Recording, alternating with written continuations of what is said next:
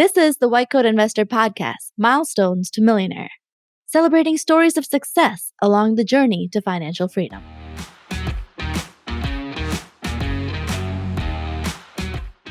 Welcome to the Milestones to Millionaire podcast. I'm your host, Dr. Disha Spath.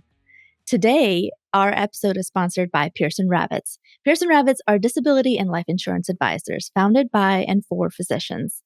This white coat investor recommended agency grew out of one MD's experience with a career-changing on-the-job injury. Today, Pearson Rabbits serves the medical community in all 50 states. At Pearson Rabbits, they help you as a doctor safeguard your most valuable asset, your income, so you can protect the most important people in your life, your family. Pearson Rabbits makes human connections before they make quotes. Go to pearsonrabbits.com today to schedule your consultation with a Pearson Rabbits advisor. All right, I'm so excited to welcome our guest on today. Dr. Peter, welcome. Hello. Thank you, Disha. It's really great to be here. It's really nice to have you. Where are you coming in from, Peter? I'm in the San Francisco Bay Area. Oh, I see. Awesome. So tell us a little bit about yourself. What's your profession and how far are you out of school? I'm a urologist, and I'm about 4 years out of training now. Awesome. So which big milestone are you here to share with us today? Well, back in April, I crossed the $1 million threshold. Unfortunately, with the market, I'm back down, and so now I'm approximately 950 net worth. So I get to hit that milestone again here in a few months. Yeah, all right. Congratulations. Just 4 years out of training and you're already at the million-ish point. That's amazing. I feel your pain. We definitely did the Yes. same thing too. All right. Well, that's great. I mean, you're basically, as soon as the markets rebound, you're going to be right back up. It's the thought and the process that counts, right? A little bit of Yes, variation here and there is just details. So tell us a little and to bit be more expected. about, yeah, exactly. And to be expected. So your approximate net worth is about $1 million. What's that divided up into? It's about 10,000 in cash, about 450,000 is in retirement accounts. We have about 50 in a taxable account, and then the rest is in our home equity. Okay. All right. And what was your net worth when you came out of school? So when I came out of training, I owed about $350,000 in debt. So that was about 300,000 in student loans, and then we had about 50,000 in one car loan and several credit cards, actually. Okay. All right. And did you own any houses or anything at that point? We did. I owned my house where I trained, so we had a little bit of Okay. equity there. Okay. All right. And did your parents help pay for your school at all, or did you receive an inheritance? So they paid for undergrad, which was fabulous, and then Hmm. nothing for medical school. And I got a small inheritance from my grandmother, about $20,000. Okay. So you had a little help, but you still came out in the typical hole that most physicians come out with: a lot of student debt, some credit card debt, some car debt. And so how did you go from all of that to a millionaire in 4 years of practicing? I think the biggest thing was that I was on the same page with my wife, and we made a budget, and we kind of had fun with that budget. And what we found is that we could actually live on her salary, and then we basically saved my entire salary. And so we just Okay. kept throwing more and more at the debt, and then kept going once that was paid off. Wow. So, speaking of salaries, what has been your range of income, your and your wife's? So combined, right out of residency, so the kind of with the half year, we made about 350, and then we kind of peaked around 640, and then we moved to the Bay Area to be closer to family, and then came down to about 500. Wow. So Bay Area, that's pretty high, high cost of living. I'm really impressed that you're able to make such great progress while living in such a high cost of living area. Any tips about that? Well, we moved out of residency to Southern California first, and we actually lived in a one bedroom apartment that was about 5 minutes from the beach, but it was Wow. definitely small and well within what we could actually probably afford on kind of a big residence salary, and then we saved up. We were able to save up a full down payment, and then we bought, I would say a modest house, so definitely less than we probably could afford to do, and that kind of freed up cash to continue our savings goals. I see. So when you say a full down payment, do you mean 20%? Yes. Okay, so you didn't utilize a physician loan, you put down a good bit then. Yeah, yeah. So, especially during COVID, the all of the loan requirements became pretty strict, and so and then we were kind of on a savings goal as it was. So, fortunately, we were able to get the full 20% down, which kind of opened a lot of doors for us. Awesome, awesome. And so you made a budget. I love that. That I think is the key to saving a lot of money. You need to know where your money is going, coming in from, and where it's going out to, and then start making those changes that really, change the delta. So you definitely didn't inflate your housing all the way up to the maximum you could have, um, and you put down a good bit of money so that your monthly cost on your mortgage was a little bit lower than if you had mortgaged the whole thing. Now, what else? What else were you doing to save so much money?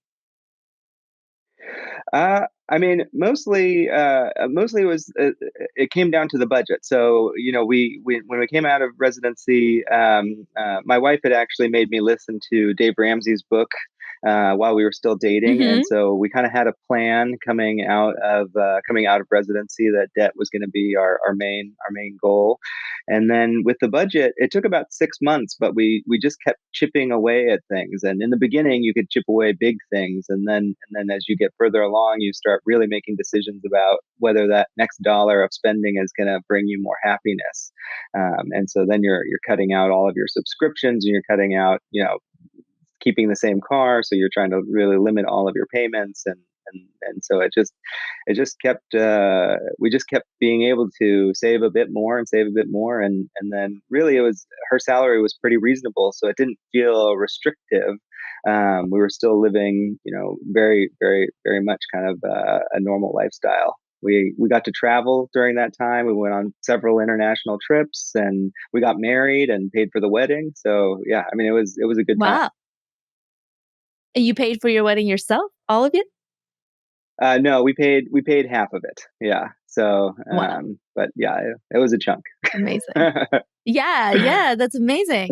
Okay, so you were saving and like you were stocking away money that you were saving monthly. What were you doing with it? But what were you you paid for your wedding, you paid for a down payment, and then were Yeah. you investing alongside? Yeah, yeah. So we were maxing out retirement accounts, and so those were growing. We definitely benefited from that, from the end of the bull market, with that saving. So we were able to get some kind of max those out. Yeah. Nice. And then what did you do with your student loans? So the student loans we decided to pay off. We actually, when my wife was very nervous about my level of debt, and so we had a very clear plan when we came out of residency, and I actually did the calculations and found that PSLF, I only needed to make about $40,000 more per year to outmake what PSLF would have brought back to me. And so we made a decision very early on that I would just kind of give up on looking for those jobs, and just kind of we would focus on geography and focus on paying things down, and so that's what we did. And then that was even more motivation to kind of get that debt out of the door as quickly as possible. Wow. So how quickly did you knock that down? It took 18 months. So that All was right. yeah, it was pretty incredible. That's amazing. So were you making those payments and saving in your retirement accounts at the same time, or did you pay the student loans off first and then start with the retirement accounts? So in the first year, we did both, and then for the last 6 months, we knew we would finish in that year. So then we stopped all contributions, and then for those 6 months, we paid down the rest of the debt, and then kind of caught up in the second half of the year. So, but Okay. we were motivated. Yeah. Sounds like it. Did you visually depict your debt in any way? We did. We had a whiteboard, and we kind of changed it monthly, and so we just kind of watched. We kind of watched it decrease, and yeah, I mean, when Nice. you're making, we were making $20,000 to $30,000 in payments per month, and so I mean, it was tangible, and it was moving. So yeah, it was very nice. That's amazing. Did you guys have any kids? No, we were living in a one bedroom, and then we did have one baby. We have one baby, and she was brought into that apartment. She lived there for about 6 months and then that was a lot of motivation to get that house payment in and or that down Yeah. payment, and then we moved to the Bay Area to be closer to family and get some help with her and have a bigger a bigger place than a one bedroom. Lovely, lovely. Yeah, that sounds very much like my story too. We did the same thing. Sometimes just geographic arbitrage means moving closer to family, when you have young kids, just so you can save a little bit on daycare and babysitting costs. Yeah, yeah. Well, wonderful. So you were living below your means. You were geographically arbitraging in in some ways. You really knocked down, you really knocked down your loans, really fast, and you paid off that debt, and you were investing at the same time into your 401ks, and then it sounded like also into a brokerage account. Um, and it sounds like you were doing all the things that successful people do with their money. Are there any secrets to your success that we've missed? Um, No, I mean, I think the main one is that coming out of residency, this debt can feel like a mountain, but really, living like a resident created this really big cash shovel that we were able to kind of tackle that mountain with. So yeah, living below your means,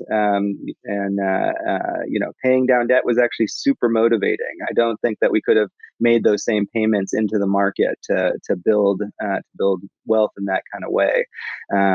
So we really used that motivation of not being able to invest or not be able to buy a house or a car to kind of move that needle.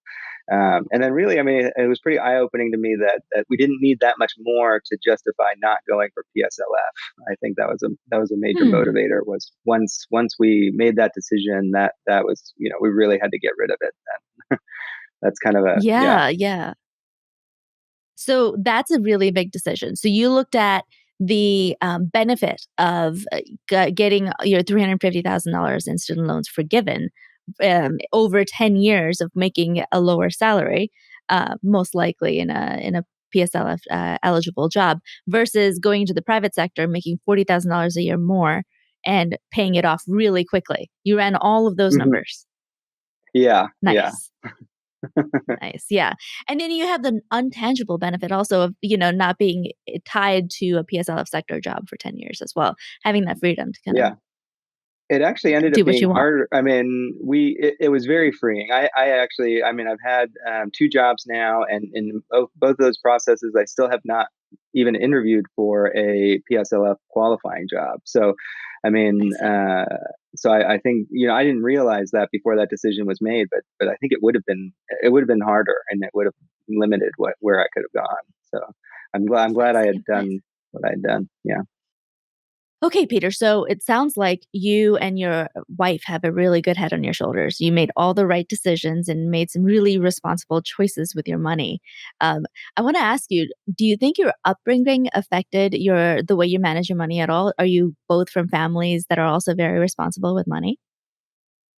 I do think that we both come from responsible families. I mean, I grew up in a household with two working professionals. We didn't really talk about money, but they also didn't have a ton of debt, but didn't really know much about investing. And then my wife's family, they were pretty risk averse in terms of debt, and that's where she was introduced to Dave Ramsey, and then that's where that came into my life. So Oh, yeah, nice. that.